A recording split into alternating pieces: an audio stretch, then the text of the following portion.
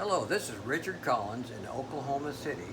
Perhaps you have a Xerox VersaLink B405 and you have many things on your screen and you want to add some or take some off. You can customize your this particular machine.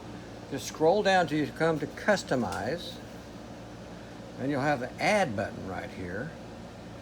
Okay, so let's say you want to add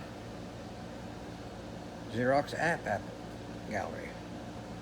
Okay, again, perhaps you want to add scan to desktop, or perhaps you want to add address book.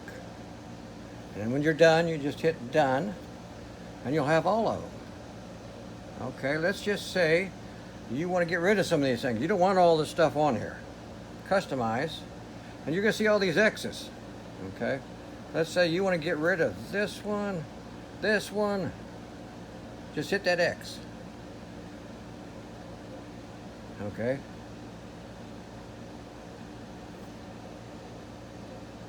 And hit done when you're done.